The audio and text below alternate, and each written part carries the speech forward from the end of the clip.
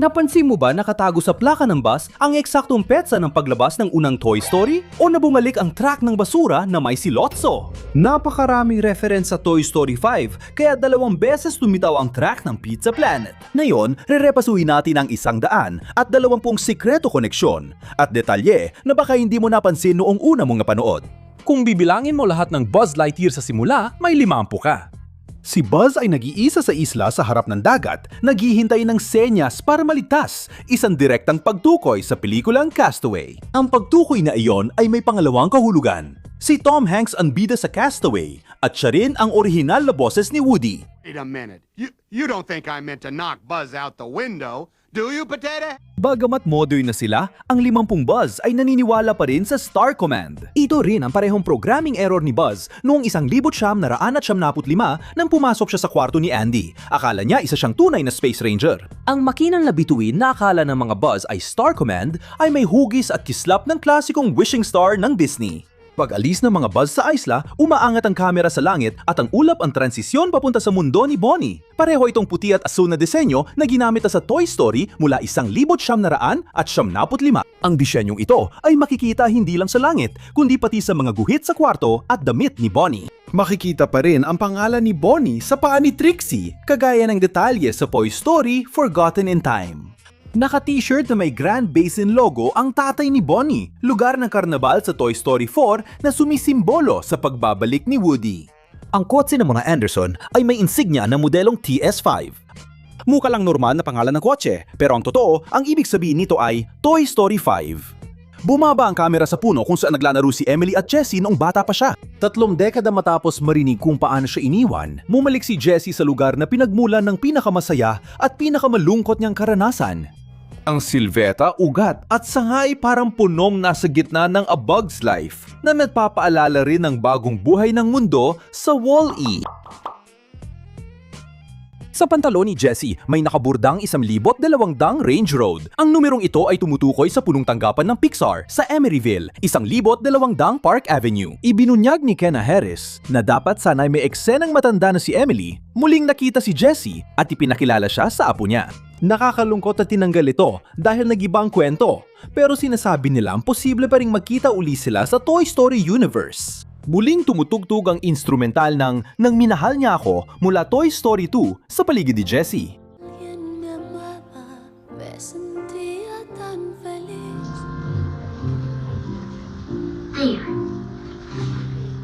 Ikinuwento ni na Andrew Stanton at Ken Harris may hindi dapat si Jessie ang bida pero bumagay sa kanyang nakaraan ang temang kalungkutan, mga screen at takot na maluma. Napag-usapan din ang unang bersyon ng Toy Story 5 na walang Woody para matest kung kakayanin ng serye kahit wala siya. Pagkatapos ng bersyong ito, napagtanto nilang imposible yon kaya muling isinulat nila ang lahat. Nang muling lumitaw si Woody, suot niya ang isang poncho na nagpapaalala sa atin kay Clint Eastwood bilang ang lalaking walang pangalan. Eksaktong parang isang cowboy na matagal na naglalakbay sa mundo. Ang kupas na bahagi sa ulo ni Woody ay hindi basta-basta lumitaw. Ito rin ang mismong lugar na nilinis at pininturahan ng tagapag-ayos sa Toy Story 2 bago sana ibenta si Woody sa museo sa Tokyo. Ibig sabihin, oo, matagal nang may kalbong bahagi si Woody, mahigit 20 taon na. Sa credits, pininturahan ni Bo Peep ng marker ang kupas na parte ni Woody para hindi siya magmukhang matanda. Bimisenyo ng team ang mga costume na Bonnie at Blaze na may magkakaibang estilo para ipakita na hindi pare-pareho ang pananaw natin sa mundo. Pero pagdating sa damdamin, pwede tayong magkaintindihan at magkasundo. Pagkakain ng lason na cake, naging asul na may lilang batik si Rex, kulay ni Sullivan sa Monsters Inc. Muling lumitaw si Kapitan Sass, ang maliit na party boat na Saurus Rex sa mga laruan ni Bonnie. Sa parehong bakuran, lumitaw ang robot na muling pininturahan gamit ang hulma ni Transitron mula sa Toy Story ng katatakutan. Binago nila ang kulay nito para maitago, pero halos buong katawan ay nanatili. Ang kumpanyang nagdadala kay Lilipad sa bahay ay Ship It. Ang pangalan ay lumabas na sa Toy Story ng katatakutan at ang Ship It ay di lang sa etiketa ng kahon makikita. Sa huli, nakita rin ang isa sa kanilang tindahan sa likod. Ang Lilliput at ibang aparato ay tatat Eggman Tech. Bagong tunog ang pangalan, pero matagal nang umiral si Eggman mula pa sa unang pelikula. Sa unang Toy Story, ang Eggman Movers ang kumpanyang naglipad ng mga gamit ni Andy. Matapos ang 3 dekada, naging kumpanyang technological na rin ang parehong tatak at pati mga sekundarya yung kumpanya ay sumabay sa teknolohiya. Si Eggman ay palayaw ni Ralph Eggleston, production designer ng unang Toy Story at isa sa pinakamahalagang tao sa Pixar. Sa Japanese poster, si Woody ang bida, samantalang si Jessie naman ang binigyan diin ng kumpanyang Amerikano. Pagdating ni Lilypad, inangkin niya ang kama ni Bonnie at bumaba ang mga laruan. Pareho ito ng komposisyon ng unang Toy Story. Dumating si Buzz na may bagong kislap at napunta sa sahig si Woody. Nang lumitaw si Lilliput, sinabi ni Trixie na gusto niya rin yon. Gusto ko rin ng isa. Ang biro ay tumutukoy sa ikatlong Toy Story kung saan nakita siyang namamangha gamit ang computer ni Bonnie. Ang inspirasyon ni na Lilypad at The Pond ay mula sa Leapfrog na pambatang tablet, pati ang pagiging palaka niya. Hindi lang nag-imbento ang Pixar na aparato, kundi gumawa sila ng sarili nilang bersyon ng matagal ng teknolohiya sa milyon-milyong pahanan. At hindi lang basta larong salita tungkol sa palakaan Ribbit, ang pangalan, mga post at ang paraan ng pag-navigate ay ginaya mula sa Reddit. Isa pang site na makikita ay Infopedia na ginagaya ang ideya ng Wikipedia. Ang itim na command window sa mga aparato ay galing sa terminal app ng macOS ng Apple. Tuwirang pagbanggit kay Steve Jobs dahil kung wala siya, wala rin Toy Story. Kasama sa mga application ang Star Adventurer, pangalan din ng booth sa perya kung saan premyo sina Ducky at Bonnie sa Toy Story 4. Habang nag-navigate si Jessie, lumitaw ang larawan ng kalawakan mula sa Wall-E. Kapag ikinumpara ang posisyon ng mga bituin, eksaktong tugma ang mga ito.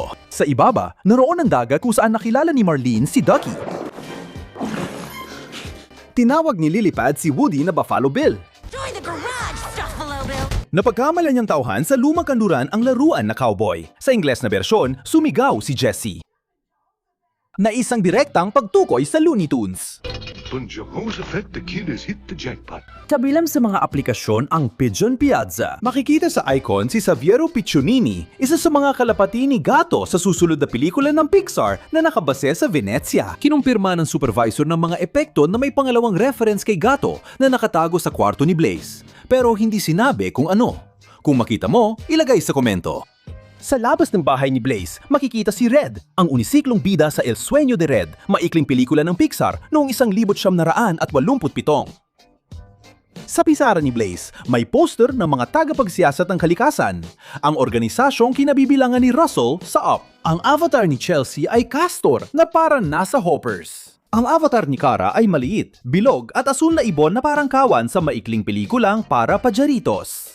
Ang avatar ni Wraith ay isang ladybug na para si Francis mula sa A Bug's Life. Ang paghahanap ni Lilypad kay Jessie sa eBid ay parodeya ng eBay. Pinakamasama pa, sinabi niyang walang halaga si Jessie at ang litrato sa anunsyo ay hindi para sa Toy Story 5. Iyon din ang parehong larawan ni Jessie na lumabas sa Toy Story of Terror. Nahanap ng tablet ang lumang itim-puting recording ng rodeo ni Woody mula sa Toy Story 2. Isa sa mga app ay Chicken Farmer. Pinaghalo sa icon ang manok at kamalig na hindi lang nagpapaalala ng mga app at laro sa smartphone, kundi pati ang tindahan ng laruan ni Al at si Al, ang lalaking manok sa Toy Story 2. Sa mga larawan ni Snappy, may mga kuha sa Disneyland na lumilika ng kakaibang koneksyon. May parkebang lumilitaw sa loob ng mundong umiiral ang Toy Story bilang pelikula, kahit ang mga karakter nito ay mga totoong laruan. Nagpadala si Lilypad kay Snappy ng litrato ng Dinoco Gasolinahan, ang klasikong gasolinahan sa ilang Pixar movies, mas kilala sa Cars. Lumabas si Senyor Espinas na nakadamit pare dahil gumanap na siyang pare sa Toy Story of Terror.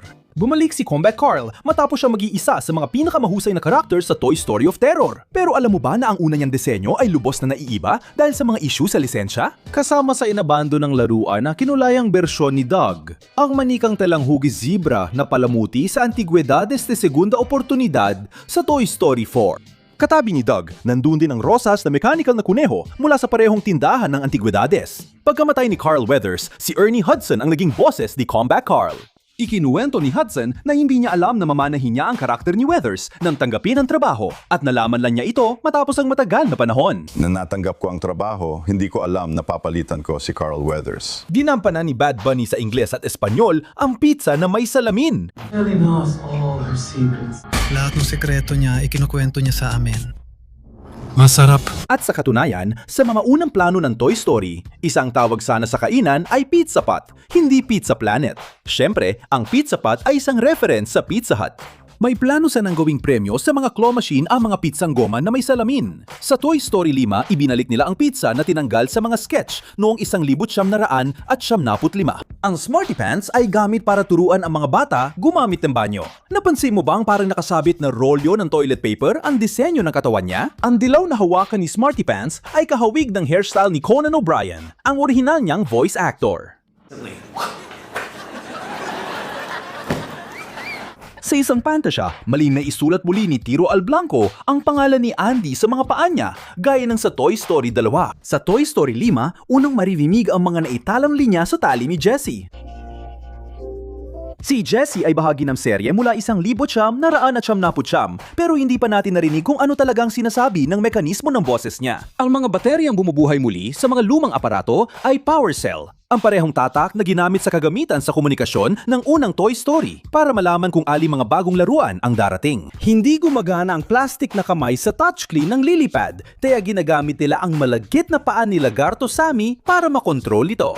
Tinatawag ang butiking ito na Sammy numero 2 dahil may nauna ng Sammy kay Bonnie sa pagitan ng Toy Story 4 at Toy Story 5. Sa credits, makikitang si Sammy ay numero 3. Ibig sabihin, matapos makatakas kina Buzz at Woody, hindi na siya nahanap ni Bonnie, kaya kumuha ito ng ikatlong Sammy. Nilikas si Atlas para sabihin sa mga bata kung paano makarating kahit saan. Ngunit ilang taon siya na-trap sa drawer.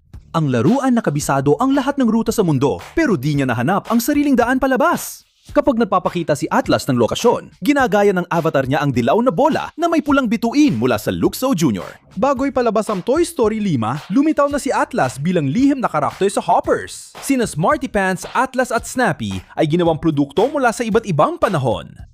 Pinapalitan nila ang screen, galaw, bilis at materyales para maramdaman mo ang pagyusubong ng teknolohiya nang di na kailangang sabihin ang taon ng paggawa. Hindi lang basta dinikit na patag na larawan ang mga grapikong lumalabas sa bawat aparato. Inaniman ng grupo ang mga ito na magkakahiwalay at bumuo ng paraang parang pagguhit gamit ang virtual na lapis para magkaroon ng sariling galaw bawat aparato. Kinumpirma ni Ken Harris na may Tamagotchi sa naunang bersyon ng kwento. Pero hindi ito tinanggal ng Pixar dahil masama ang karakter, kundi dahil hindi agad naayos ang kasunduan sa lisensya ng Bandai. Kinailangan ng art team na bumuo ng bahay na parang umiiral na mula pagkabata ni Emily. Ang kupas na pintura, mga muebles at mga ibabaw ay hindi basta-basta dumi lang. Dahil sa sobrang komplikado ng mahaba at kulot na buhok ni Blaze, gumawa ang Pixar ng bagong advanced na kagamitan para i-animate ito. Kung ikukumpara mo ang kanyang buhok sa iba sa Pixar, mapapansin mong talagang kakaiba ito. Para gumalaw ng tama ang kabayo ni Daffodil, gumawa ang Pixar ng bagong digital na balangkas na may tamang bigat at masel.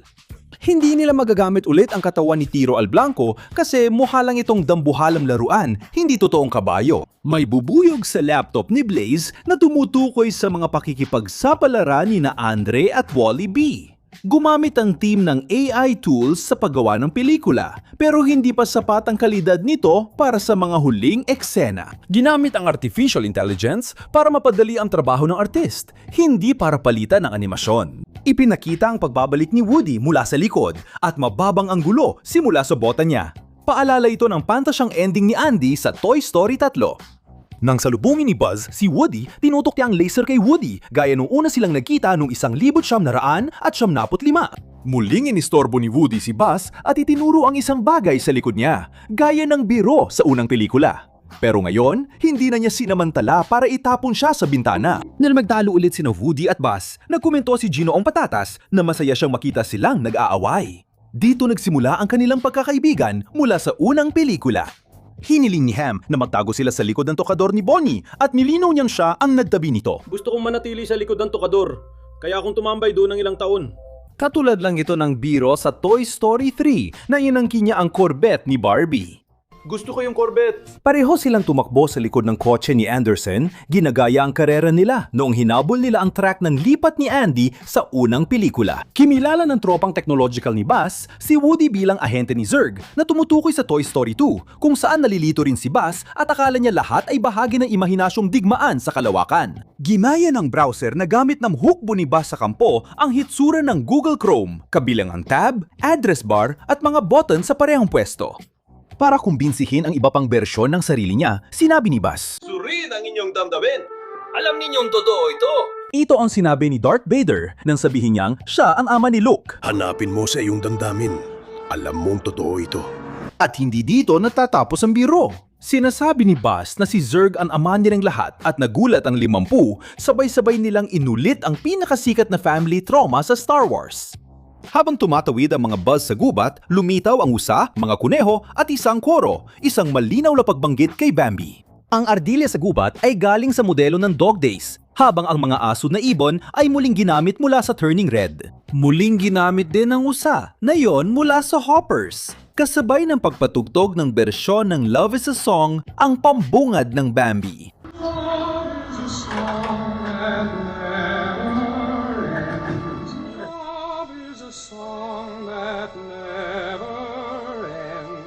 Pagdating ng mga tao, tumugtog ang di inaasahang bahagi ng musika na nagsenyas sa pagdating ng mga ngaso sa Bambi.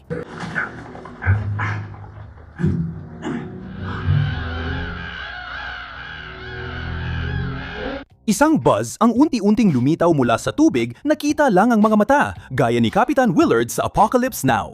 Makikita sa mga libro ang pelos na kuneho, kwento ng laruan na gustong maging totoo dahil sa pagmamahal ng bata. Ang masamang bersyon ni Bullseye ay may boses na wala ang orihinal na kabayo sa serye. Ginawa ito para sirain ang isa sa pinaka-iconic na patakaran ng serye. Nagtatapos si Lilipad sa isang track ng Tri-Country Charities, ang parehong organisasyon na may kaugnayan sa donasyon ni Jessie. Sa panahon ng habulan, lumilitaw ang mga orange na kono na halos kapareho ng ginamit ng mga laruan para tumawid sa kalsada sa Toy Story 2. Nagtataka ako kung anong mga laruan ang nakatago sa ilalim. Lumitaw ulit ang Dinoco gasolinahan. Huminto sina Jessie, Bullseye at ang hukbo ni Buzz nang dumaan ang dilaw na sasakyan ng Pizza Planet sa harap nila. Sa unahan, may isa pang Pizza Planet na sasakyan sa gasolinahan ng Dinoco at sa Pizza Planet na restoran. Nagkaisa sa pagsagip sina Jessie, Woody, Bullseye, mga sasakyan, kabayo at 50 Buzz. Kinordina ng grupo ang mahigit 100 karakter at tinawag nila itong isa sa pinakamahirap na eksena ng produksyon. Makikita ang luksobola sa mga button ng control panel ng crane. May code sa likod ng mga Buzz pero hindi ito para iscan sa cellphone sa sinehan. Binasa ito ni Lilipad sa kwento, kaya na-unlock niya ang drone mode ng tropa. Nang lumipad ang mga Buzz, sinabi ng isa na iyon ang totoong paglipad at tinapos ni Woody ito ng may estilo. Noong 1975 sila ay bumabagsak ng may estilo. Ito ang tinatawag kong paglipad na may estilo. Hindi ako lumilipad. Bumabagsak ako ng may estilo. Bago maghalikan sina Jessie at Buzz, dumaan ang truck ng basura mula Toy Story 3 kung saan natrap si Lotso. Nang ibinigay ni Blaze ang mga laruan, makikita ang makukulay niyang mga kuko.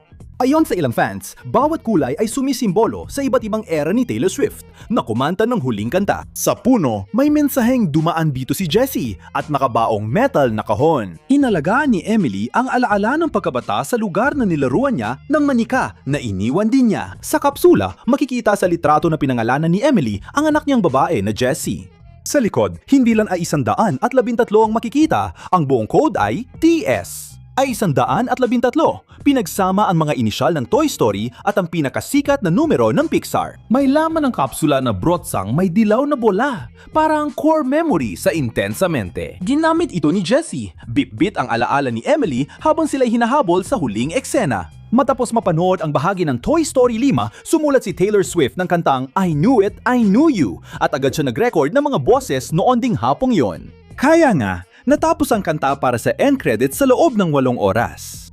Makikita sa huling guhit si RC na bihira nang lumitaw mula Toy Story 4. Bukod pa rito, ang mga laruan ay nagtapos sa pag-awit ng kantang nilikha ni Lilipad sa pamamagitan ng paggawa ng rap mula sa mga salita ni Jessie. Sa school bus, mababasa ang plaka na TS, 1122-75 TS para sa Toy Story at 1122-75 para sa Nobyembre 22.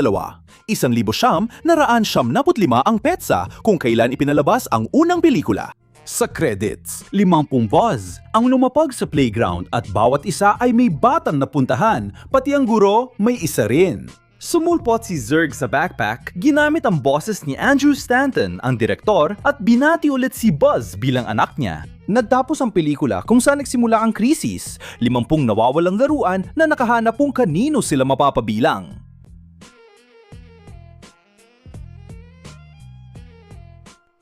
Naripa ang 120 trivia na nakipa namin sa Toy Story 5. May nadagdag pa ba kayo? Basahin namin ang inyong komento.